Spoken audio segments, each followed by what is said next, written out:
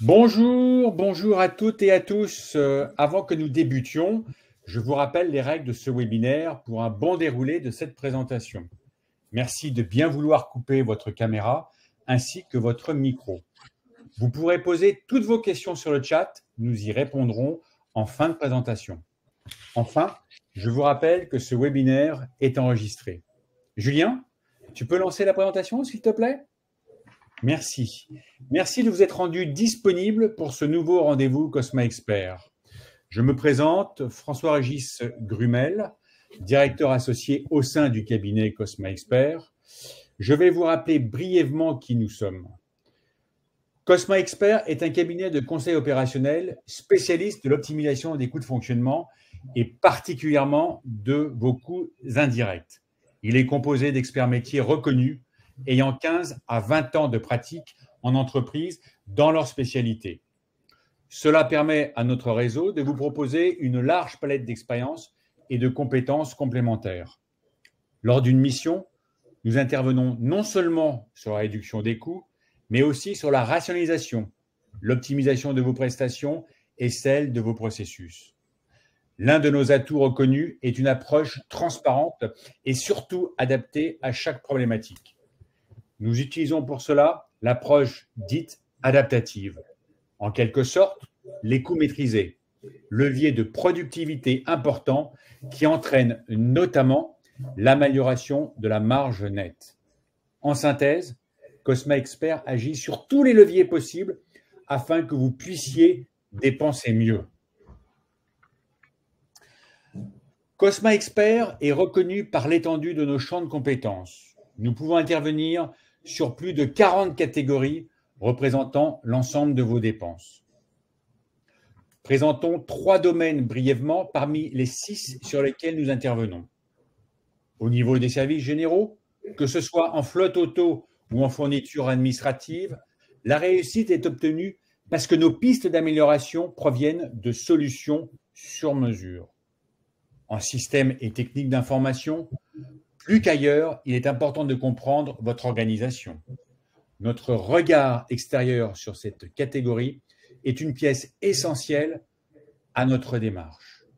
En finance et ressources humaines, focus sur les catégories frais financiers et affacturage, l'assurance et les mutuelles, que nous allons voir dans quelques instants, sur les dossiers nationaux comme internationaux, et l'intérim pour l'optimisation de vos prestations d'intérim. Et, si cela s'avère nécessaire, des missions ponctuelles d'audit et de conseil à la demande peuvent être menées. Nous allons maintenant nous attacher à un point particulier, vos mutuelles, santé-prévoyance. Eh bien, aujourd'hui, ce sont nos analystes experts, Julien Coquet et Nelly Montanera, qui partageront avec vous ce webinaire. Nelly, Julien, vous pouvez commencer la présentation. Je vous cède la parole. Bonjour à tous, merci. Bonjour à toutes et tous, merci François-Régis. Nous sommes ravis d'avoir l'opportunité de vous présenter notre expertise en santé-prévoyance. Et voici le sommaire de cette présentation. Nous allons tout d'abord vous présenter le marché de la santé-prévoyance, des assurances collectives, ses parties prenantes. Nous allons également observer les priorités et les attentes de vos collaborateurs. Ensuite, nous aborderons les spécificités de cette catégorie de dépenses, la santé-prévoyance, et nous présenterons en synthèse nos constats. Puis, nous vous décrirons notre méthode adaptative à laquelle François-Régis a fait référence. Nous évoquerons avec vous les raisons pour lesquelles un accompagnement en optimisation des programmes de santé-prévoyance peut être pertinent et quelle sera la nature de notre accompagnement, quels avantages vous pourrez en tirer, vous et vos collaborateurs. Viendra ensuite le temps des conclusions et des questions-réponses à l'issue de notre présentation. Alors, donc, commençons par le marché des assurances collectives. Il a plusieurs caractéristiques. Il est d'abord incontournable. Incontournable car les régimes de santé collective, les mutuelles, sont obligatoires pour les entreprises du secteur privé depuis le 1er janvier 2016. Quant à la prévoyance, elle est obligatoire pour l'ensemble des cadres du secteur privé, et elle est également obligatoire lorsqu'elle est conventionnelle, c'est-à-dire lorsqu'elle est régie par la convention collective ou des accords de branche. S'agissant du secteur public, la santé et la prévoyance sont déjà très largement déployées, mais elles vont être obligatoirement mises en place progressivement d'ici à 2026. Ce qui caractérise également ce marché, c'est sa complexité au plan réglementaire et fiscal. Non seulement c'est un environnement complexe, mais c'est également un environnement en perpétuelle évolution, avec de nombreux textes réglementaires qui sont régulièrement publiés et qui doivent donc être appliqués, bien évidemment. La plupart des contrats de santé sont dits responsables et donc doivent respecter un certain nombre de contraintes. Il existe, si ces contraintes ne sont pas respectées, si ce dispositif réglementaire n'est pas respecté, des risques de requalification fiscale des dispositifs. Enfin, on constate que, s'agissant de la santé et prévoyance collective, les impacts sur vos salariés et sur vos organisations, vos entreprises, sont difficilement mesurables. Alors,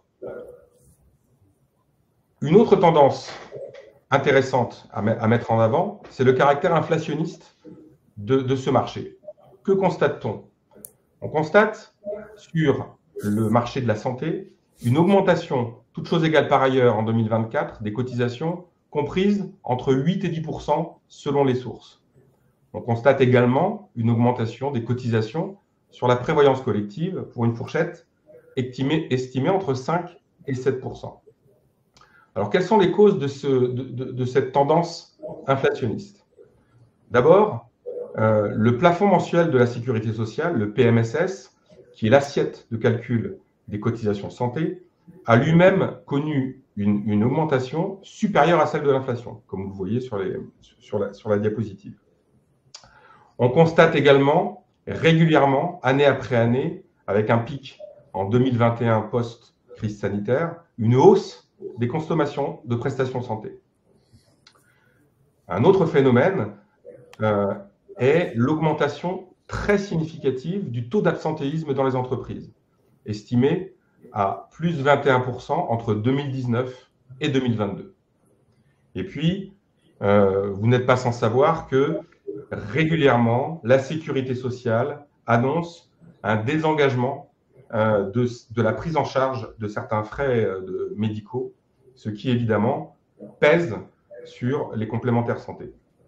Enfin, la réforme récente des retraites a généré un recul de l'âge de départ à la retraite, et c'est dans les populations les plus âgées que l'on observe les taux de consommation de frais de santé et d'absentéisme les plus élevés. Donc cette augmentation, ce recul de l'âge du départ à la retraite également pèse sur le compte des assureurs. Quelle est la taille de ce marché? Il est très vaste. On l'estime à 77 milliards d'euros en 2022, le dernier chiffre disponible. Il s'agit des cotisations cumulées de la santé et de la prévoyance collective. Et ce marché, quels en sont les acteurs principaux? On y trouve les compagnies d'assurance, à plus de la moitié, et les institutions de prévoyance et les mutuelles. Un marché relativement concentré, avec les 20 plus gros acteurs qui ont collecté plus de la moitié des cotisations. S'agissant de l'organisation de ce marché, c'est un marché qui est intermédiaire. Vous avez d'un côté, à gauche, les entreprises représentées la plupart du temps par les directions des ressources humaines et les ayants droit, collaborateurs, qui sont les assurés.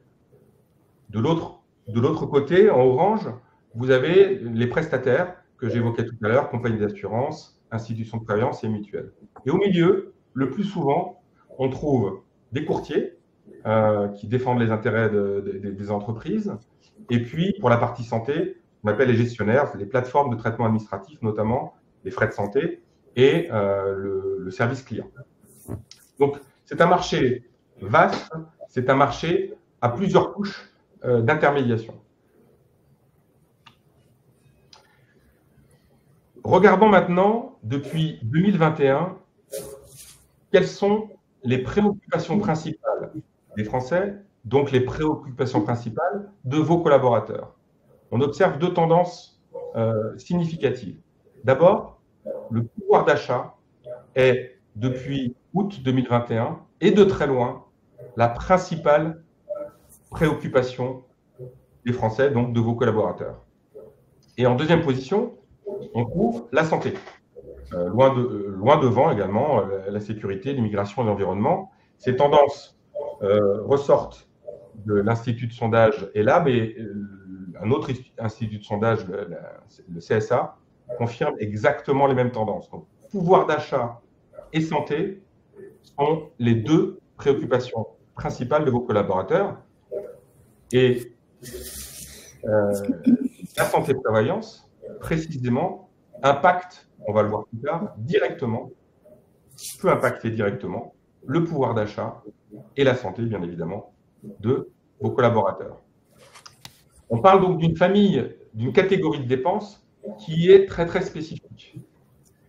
D'abord, on constate que les dépenses en santé-prévoyance sont rarement identifiées comme une famille d'achat à proprement parler par les directions achats, par les directions financières des entreprises. Et la raison pour laquelle elles sont rarement identifiées comme telles, c'est qu'elles sont dans la très grande majorité des cas régies et gérées par les directions des ressources humaines, qui, on le constate également, à partir de l'expression des besoins et du cahier des charges, ont tendance à raisonner sur les contrats en cours avec les intermédiaires en cours. Et souvent, il apparaît comme secondaire dans l'analyse des contrats la tarification, alors que, on va le voir tout à l'heure, cette catégorie de dépenses recèle de nombreux coûts cachés. Et enfin, elle a un caractère paritaire puisque les dispositifs de mise en place de la santé-prévoyance sont discutés, négociés en accord avec les syndicats, les représentants des salariés et la direction de l'entreprise. Les priorités des DRH, on les rappelle ici, les directions des ressources humaines, c'est la protection des collaborateurs, avoir un climat social serein dans l'entreprise, et puis être force de rétention des talents et d'attractivité de l'entreprise. En synthèse, quels sont donc nos constats sur ce marché de la santé-prévoyance? On est face à une réglementation et une fiscalité complexe en perpétuelle évolution. C'est un marché qui a une tendance forte à l'inflation et qui est intermédié avec plusieurs niveaux d'intervention, plusieurs intermédiaires donc, dans le marché.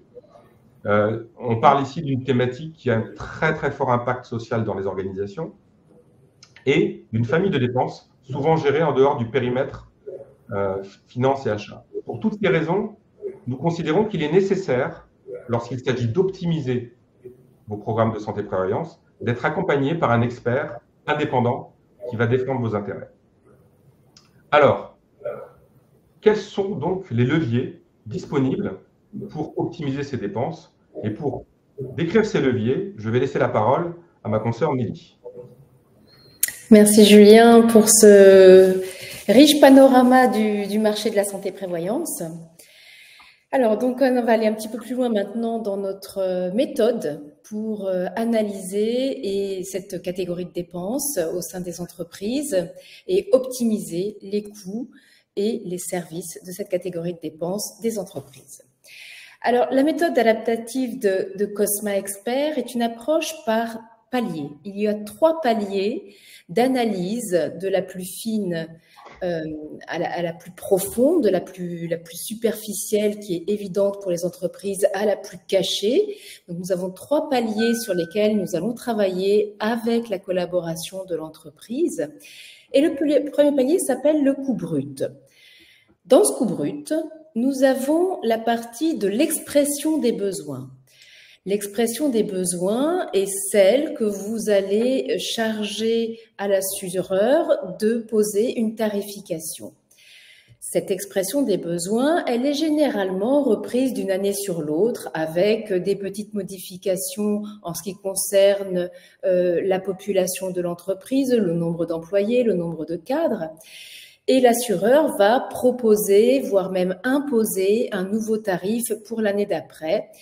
Et il se basera également sur la sinistralité, donc les résultats techniques de l'année précédente. Généralement, ce coût brut est bien identifié par les directions des ressources humaines qui traitent cette catégorie de dépenses. Un deuxième palier que nous allons appeler le coût suivi ou le TCO, c'est-à-dire le coût complet de cette dépense, où là, on va entrer un petit peu plus profondément dans la structure du coût et d'aller vérifier tous les leviers de cette structure de coût. Qu'est-ce qu'on va retrouver dans cette structure de coût? On va déjà, nous, vérifier, Cosma Expert, l'adéquation de la proposition par rapport à la sinistralité. On va voir des résultats techniques. Quelles ont été les dépenses de l'année dernière de tous les collaborateurs en santé et en prévoyance? Nous allons vérifier, donc dans une réelle approche sur mesure du cas de l'entreprise dans laquelle nous sommes missionnés, nous allons vérifier que l'expression du besoin a été correctement transmise. Y a-t-il lieu de la modifier? Nous allons voir également si cette population est propre à son secteur d'activité et si on s'adresse aux bons fournisseurs. Donc, on va faire un benchmark bien plus élargi que dans l'expression du coût brut. Nous allons donc bien vérifier que le besoin exprimé correspond aux réels besoins de l'entreprise. On va également, dans ce benchmark, vérifier si le choix du courtier ou du gestionnaire ou de l'assureur est pertinent par rapport au secteur d'activité. Est-ce que la couverture qui est proposée ou toutes les propositions et les services qui sont proposés sont réellement adaptés et sur mesure à l'entreprise pour laquelle nous travaillons? Tout ça fait partie du coût complet. Quels sont tous les leviers? Quels sont tous les coûts que nous allons trouver à l'intérieur de la proposition et sont-ils bien adaptés à la société qui va bénéficier de ce service? Un troisième palier, et là, il est plus complexe à maîtriser, on l'appelle du coup coût maîtrisé. Et dans ce coût maîtrisé, on va aller chercher, alors nous, Cosma Expert et spécialistes de la catégorie de dépenses santé-prévoyance, nous allons aller rechercher tous les coûts qui sont potentiellement cachés à l'intérieur de ce coût. Alors, on ne va pas dévoiler tous nos petits secrets quand même, hein, mais c'est dans ce coût-là qu'on va aller vérifier la conformité du cadre juridique et de la DUE pour être sûr de ne pas avoir de requalification fiscale. Nous allons également mettre en place, si nécessaire, des mesures de prévention pour limiter la sinistralité, c'est-à-dire faire baisser le taux d'accident, faire baisser le taux d'arrêt maladie, mettre en place de la prévention pour réduire ces arrêts-là qui viennent impacter directement les coûts de santé prévoyance. En améliorant la sinistralité, on améliore la productivité de l'entreprise. On va peut-être également aller demander à l'assureur ou en partenariat avec l'assureur de mettre en place des conseils aux salariés pour consommer malin ou en tout cas de manière plus maîtrisée également s'ils ont bien conscience que cette sinistralité a un impact direct sur les coûts de cotisation de la mutuelle et donc directement sur leur pouvoir d'achat via leur fiche de paye. Nous allons également, dans ce coût maîtrisé, vérifier que nous n'avons pas de problème de process. Nous allons vérifier également que les services qui sont proposés par le gestionnaire ou l'assureur ou le courtier lui-même ne viennent pas impacter le déroulement des opérations de remboursement de santé-prévoyance. Donc, on va aller vraiment vérifier quelles sont toutes les conséquences de ces coûts ou tout au moins et des process à l'intérieur de la vie de l'entreprise. Donc, ces trois paliers sont parfaitement maîtrisés par Cosma Expert et sont parfaitement identifiés. On va les retrouver au fur et à mesure de la mission dans tous nos rapports.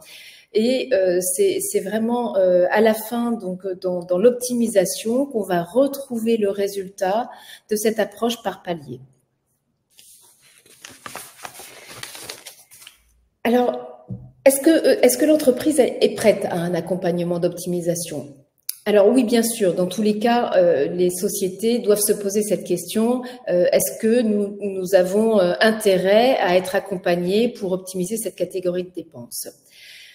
L'entreprise qui a subi une augmentation entre 2023 et 2024, et je suppose que toutes les entreprises ont subi cette augmentation, et d'autant plus si elle est plus importante que l'inflation 2023, alors oui, bien entendu, se poser la question d'une possible optimisation de ces coûts de santé et prévoyance est primordial. Après, on a d'autres points qui sont aussi des signes que l'entreprise doit se pencher sur cette catégorie de dépenses. Ce sont les contrats qui n'auraient pas été négociés récemment ou le courtier qui n'a pas été challengé. On peut aussi avoir de la part des collaborateurs des retours d'une dégradation des services de gestionnaire, des délais de règlement qui s'allongent ou des services qui ne se trouvent plus. Ces utilisateurs qui ont remonté au sein des directions des ressources humaines une dégradation des services peuvent aussi se dire qu'il est peut-être temps d'aller vérifier s'il n'est pas possible d'optimiser la dépense de santé-prévoyance. Comme l'avait dit Julien tout à l'heure aussi, cette catégorie de dépenses est généralement gérée par les directions des ressources humaines. Donc, aider la direction des ressources humaines à aller mesurer le taux de bénéfices et de coûts de ces contrats de santé-prévoyance est primordial. Et donc, mettre en place des KPI ou des indicateurs de performance, c'est assez complexe. Et nous, Cosma, on va les mettre en place pour que ce soit suivi à la fois par la direction des ressources humaines, mais également par les services achats ou les services financiers. Donc, mettre en lien un partenariat entre ces trois services pour aller suivre la mesure de ces dépenses. Est-ce que la structure de la dépense de santé a changé? Est-ce que le taux d'absentéisme a augmenté? Ça, ce sont également des signes qui doivent permettre au directeur des ressources humaines de se demander, de se poser la question, est-ce que vraiment je ne peux pas optimiser mieux ma dépense de santé-prévoyance? Donc, notre accompagnement.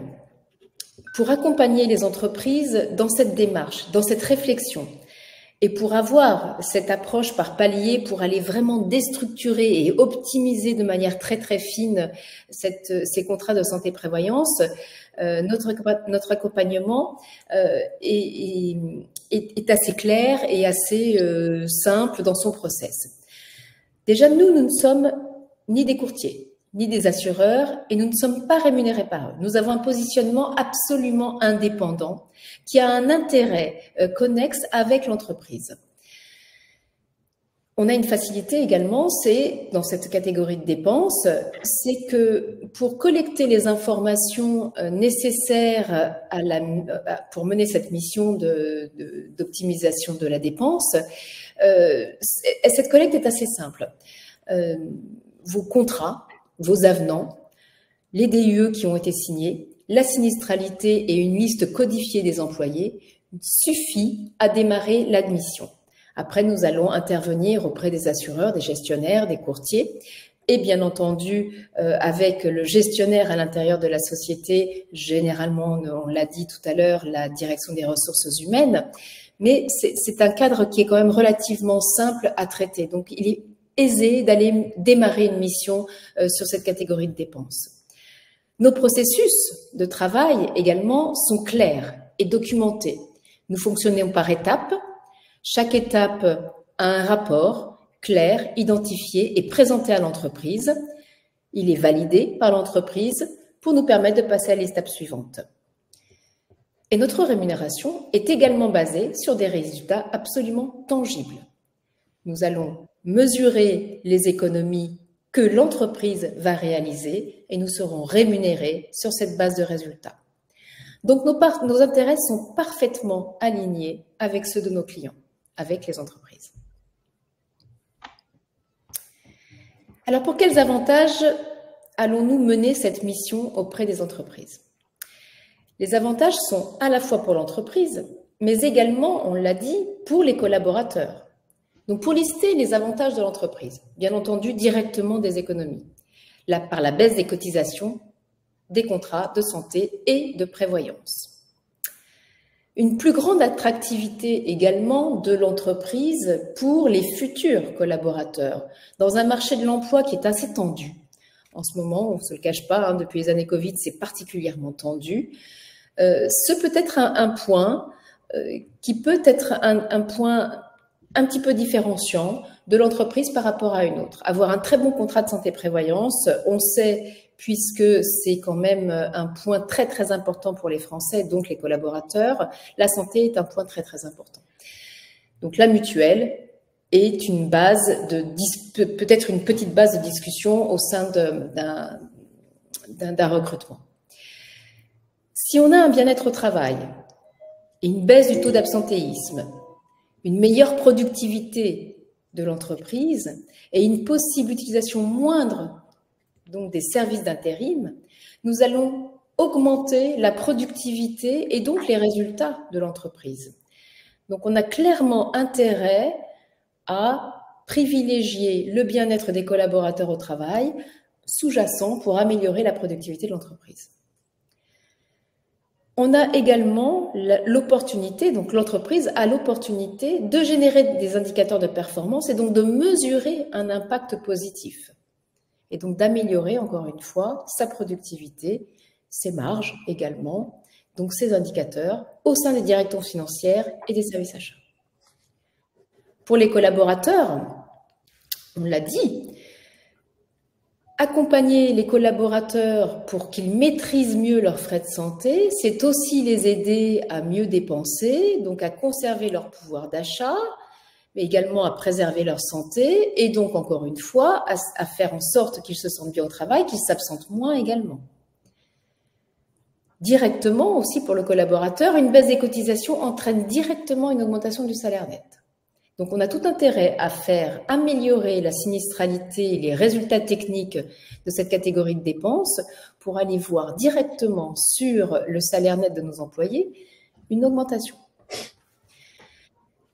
On va pouvoir aussi mettre en place pour les collaborateurs de nouvelles prestations de santé qui collent un petit peu plus à la tendance. Donc l'ostéopathie, la naturopathie, la nutrition, ça a été démontré, vient faire baisser certains accidents cardiovasculaires. Et encore une fois, la baisse des arrêts de travail, le bien-être, la santé et donc une baisse de l'absentéisme. L'amélioration du bien-être au travail, on l'a dit, c'est une baisse directe aussi sur le taux d'absentéisme. Ce sont des taux d'ailleurs, des indicateurs de performance qu'on va pouvoir retrouver pour l'entreprise. Cette baisse de l'absentéisme et des accidents du travail, ce sont des indicateurs de performance. Donc pour les deux, l'entreprise et les collaborateurs, on a des avantages à mener une mission COSMA pour optimiser la dépense de santé-prévoyance. En conclusion, on a, pour récapituler ce qu'est une mission, on l'a partagé en 3 thèmes. Directement, cette analyse de coûts. Donc à travers nos 3 paliers, à travers notre accompagnement complet au sein de l'entreprise, nous allons donc obtenir en fin de mission une maîtrise totale des taux de cotisation des salariés et donc un impact direct sur le pouvoir d'achat des collaborateurs. La maîtrise des taux de cotisation également se retrouve dans la mesure des indicateurs de performance au niveau des achats et de la finance. Donc cette baisse des cotisations, on va la retrouver à la fois en bénéfice pour les salariés, mais à la fois en bénéfice pour l'entreprise avec une réduction des coûts immédiate. On va donc bien suivre et optimiser cette dépense. Un troisième volet, c'est toute la partie conseil et services, qu'on avait appelé un petit peu les coûts cachés, c'est ce qu'on a vu dans notre troisième palier, ces conseils et services qui vont permettre, encore une fois, de faire baisser l'absentéisme, de faire baisser les accidents du travail et donc d'améliorer le bien-être au travail et donc la productivité de l'entreprise. C'est ce troisième palier que nous appelons, nous, les coûts cachés et que nous allons mettre en évidence au sein des entreprises. Et surtout pour conclure, nous aimerions attirer votre attention sur le fait que nous entrons dans la période idéale pour initier une mission et avoir une optimisation effective en 2025. En effet, à partir de avril-mai, nous commençons à avoir les résultats techniques des assureurs de l'année passée et il va nous rester 3-4 mois d'études avant d'éventuellement mettre en place les contrats de résiliation pour l'année 2025 ou tout au moins faire nos appels d'offres, même auprès du courtier en place, pour avoir les nouveaux tarifs et optimiser et négocier les tarifs 2025. Donc, c'est vraiment la période idéale, avril, mai, au plus tard juin, la meilleure période pour aller optimiser une dépense qui sera effective en 2025. Eh bien, merci et bravo à nos deux super experts, Nelly et Julien, pour cette belle présentation et pour toutes ces informations très, très utiles.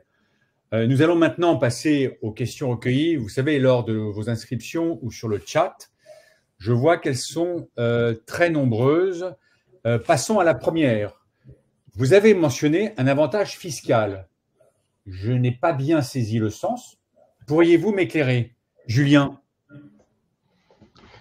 Alors, comme on l'a dit tout à l'heure, la plupart des contrats de santé sont dits responsables et bénéficient à ce titre d'avantages fiscaux, notamment sur la taxe, la TSA, taxe solidarité additionnelle. Mais ce qui est important à souligner ici, c'est que il y a surtout un risque fiscal, un risque de requalification, dès lors, comme on l'a dit tout à l'heure, que l'entreprise ne respecte pas les nouvelles dispositions en vigueur, ne met pas à jour ses DUE, et donc il faut une vigilance accrue pour bien préserver l'ensemble des avantages fiscaux de ces dispositifs. Voilà. Merci, Julien. Nouvelle question, on dit que les assurances et les mutuelles sont très concentrées. Que pensez-vous d'une réelle mise en concurrence, Nelly?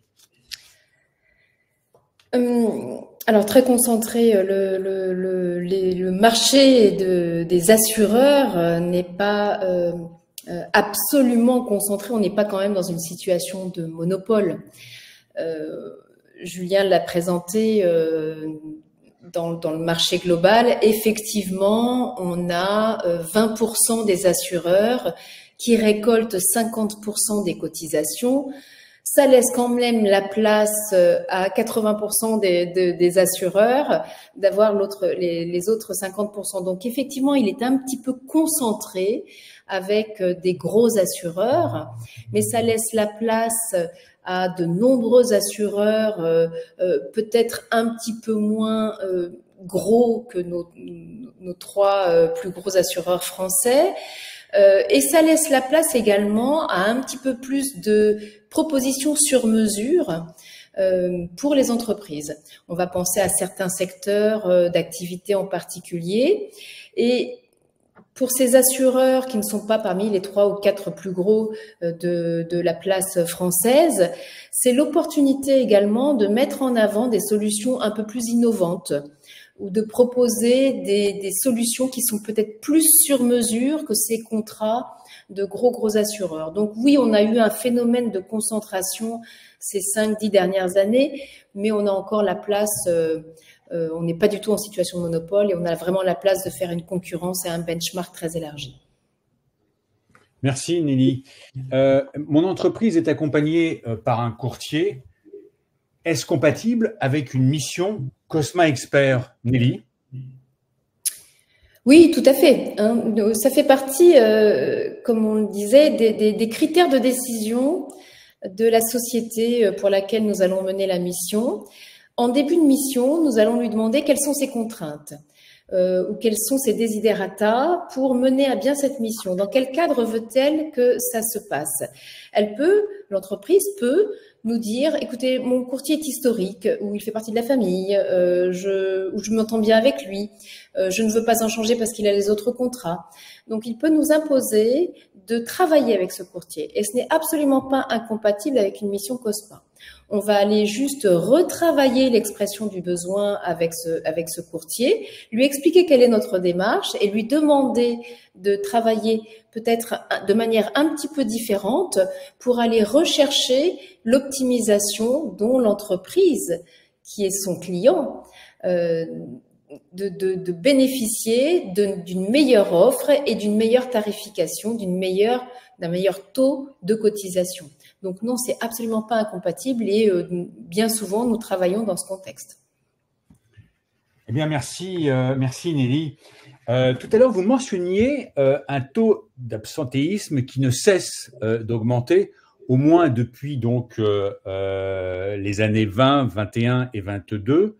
Quid de 2023? Va-t-on arriver à stabiliser ce taux d'absentéisme ou continue-t-on à le voir progresser? Julien? Alors, on n'a pas encore les données statistiques disponibles, mais la tendance que l'on constate depuis la crise sanitaire, donc une augmentation régulière année après année du taux d'absentéisme, se confirme dans ce qu'on peut lire dans l'actualité.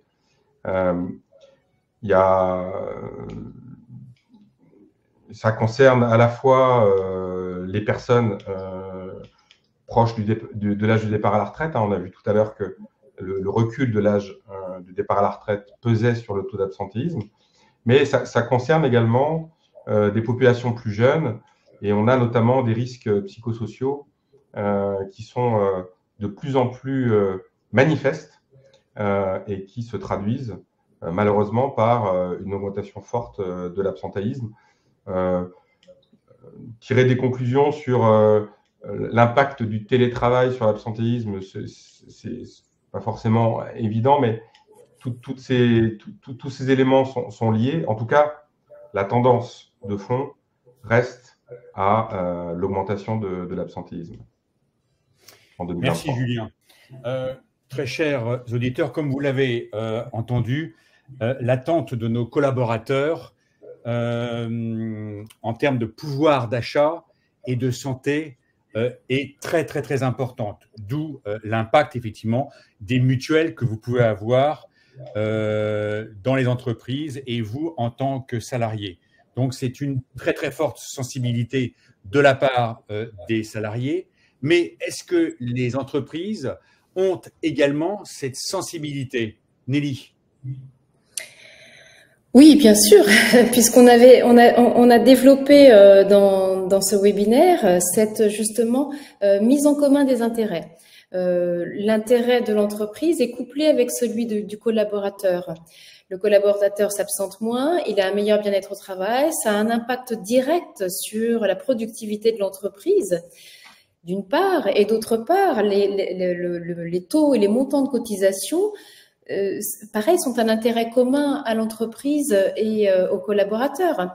L'entreprise voit baisser ses taux de cotisation, donc le montant global de la cotisation qu'il a réglé à l'assureur. Ces taux de cotisation qui sont répercutés, puisque c'est une dépense finalement du collaborateur, est répercuté directement sur sa fiche de paye. Et puis, si le taux de cotisation a baissé, sur sa fiche de paye, cette charge sera baissée et il verra directement son salaire net augmenter. Donc, ce sont des intérêts qui sont conjoints. Et donc, cette optimisation de la dépense de santé-prévoyance, elle participe au bien-être des deux et à l'intérêt commun de l'entreprise et du collaborateur. Donc, ce sont des intérêts qui sont vraiment croisés et l'un ne va pas sans l'autre. Donc, c'est vraiment important pour les deux. Bien, merci. J'ai une question. Donc, un changement de mutuelle a un fort impact social. Comment assurez-vous une transition fluide? Julien? Oui, la dimension sociale, effectivement, de la santé-prévoyance, on l'a mise en avant à maintes reprises lors de la présentation. Donc, on touche forcément à des sujets sensibles. Donc, ce qui est primordial, c'est d'associer les parties prenantes à la mission d'optimisation. Quand je dis parties prenantes, je pense bien évidemment à la direction de l'entreprise et aux représentants des salariés. Donc, il est vraiment important de les associer à toutes les étapes. Il est très important de respecter le parcours social également. Et donc, à travers le dialogue et la communication et l'écoute, d'assurer une adhésion de la part des instances salariales. À la fin, nous sommes là pour proposer des tarifs plus compétitifs à garantie au moins équivalente. Donc, il faut faire de la pédagogie en expliquant que le changement, en l'occurrence, peut être bénéfique. Et ensuite, on s'assure également, s'il y a un changement d'assureur, par exemple, que les cartes de mutuelle, au moment du renouvellement, sont bien envoyées à temps aux collaborateurs pour que les remboursements de frais de santé puissent se faire de façon très fluide. Voilà, donc c'est du dialogue, de la pédagogie, et puis assurer également une fluidité opérationnelle. Merci Julien. Très chers auditeurs, comme vous l'avez constaté, Cosma Expert travaille sur une méthode, la méthode dite adaptative, qui tente vers une structure de coûts optimisée. Je vous la rappelle, ce sont les 3 C, les coûts bruts, les coûts suivis et les coûts maîtrisés. Les coûts bruts, donc, vous l'avez compris, ce sont donc les tarifs. Les coûts suivis, c'est l'adéquation de la sinistralité, et les coûts maîtrisés, c'est l'optimisation donc des services. Revenons sur les coûts maîtrisés, donc le deuxième palier, l'analyse du risque. Cette analyse du risque, si effectivement il est différent, engendre-t-il une augmentation des prix?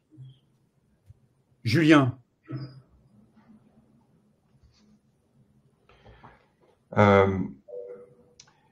L'idée, encore une fois, c'est de partir des couvertures qui sont en place.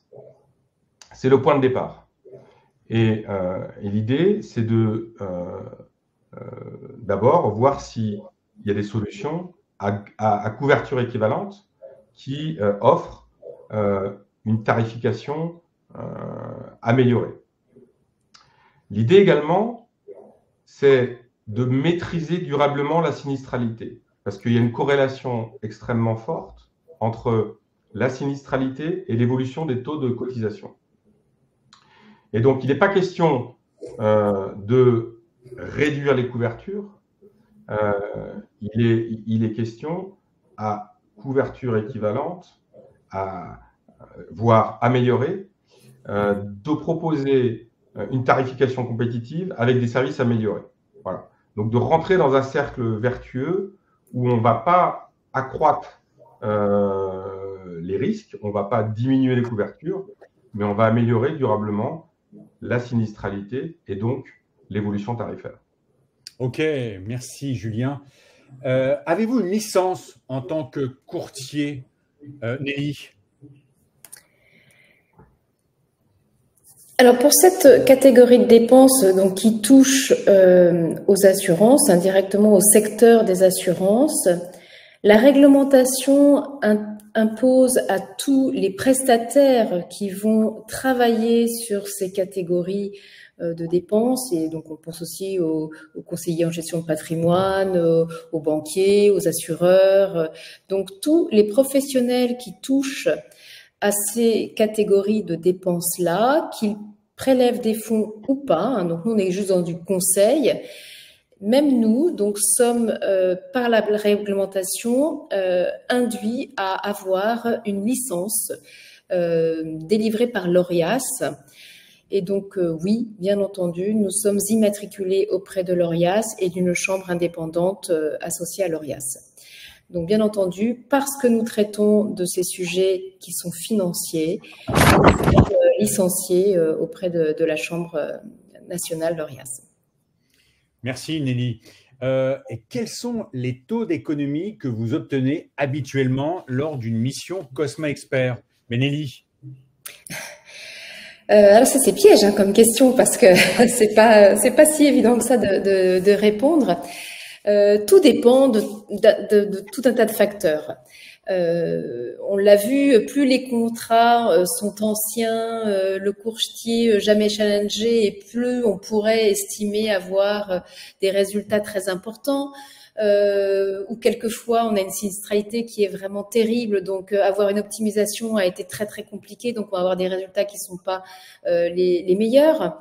Mais globalement, si on essaye de moyenniser le taux d'économie sur l'ensemble de nos missions, on arrive entre 15 et 25%. Donc raisonnablement, on peut se dire que entre les deux, on arrive à 18-20% de moyenne.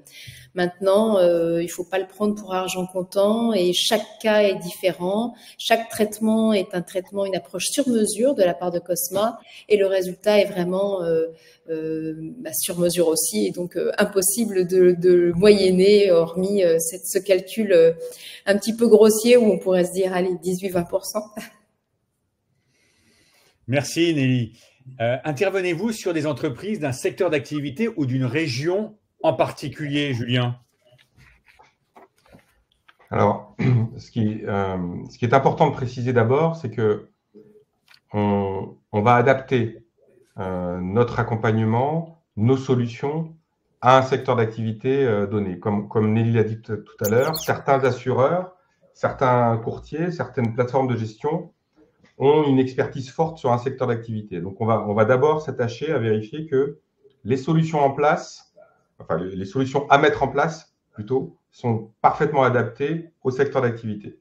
Et pour répondre à la question, nous n'avons pas d'exclusivité ni géographique, ni sectorielle, donc nous pouvons couvrir tout le territoire et tout secteur d'activité, autant l'industrie que l'agroalimentaire, les services. Et donc, il n'y a pas de caractère exclusif dans nos interventions. Merci, Julien. Et Julien et Nelly, en tant qu'experts, qu'est-ce qui vous fait vibrer lors d'une mission Cosma Expert? Julien.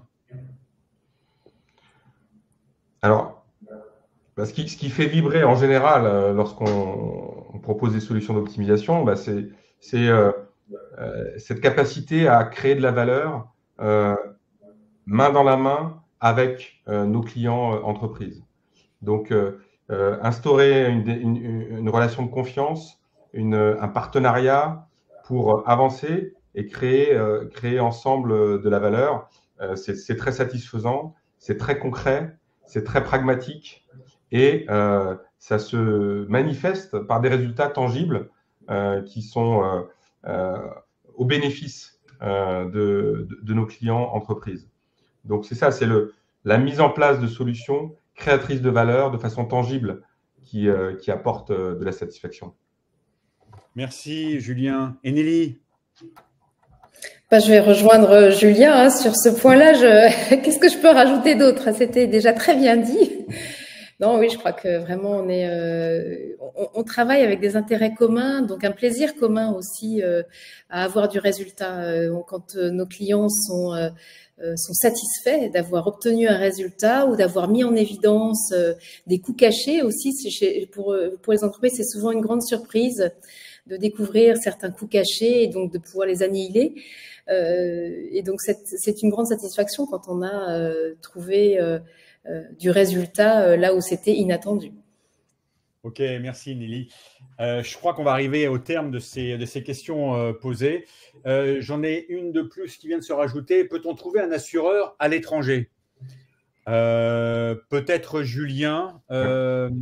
Alors, on peut trouver des filiales en France d'assureurs étrangers, mais pour pouvoir intervenir comme assureur en santé ou en prévoyance dans une entreprise française, il faut il faut une licence et il faut être régi par l'autorité de tutelle des assurances de droit français. Donc oui, assureur étranger, mais présence en France d'une entité juridique elle-même régie par le Code des assurances, en tout cas les instances de tutelle. Néanmoins, peut-être important de souligner que nous avons accompagné de nombreuses entreprises dans leur programme d'accompagnement des expatriés. Donc là, puisqu'on parle un peu d'international, on est capable effectivement de proposer des solutions pour assurer la protection santé et prévoyance des expatriés de groupes internationaux depuis la France. Merci Julien. Je souhaitais vous remercier pour l'envoi de ces nombreuses questions pertinentes et un grand merci à Nelly et Julien pour vos interventions expertes. Je pense qu'ici, on peut parler de coûts maîtrisés. Vous vous souvenez, la méthode dite adaptative.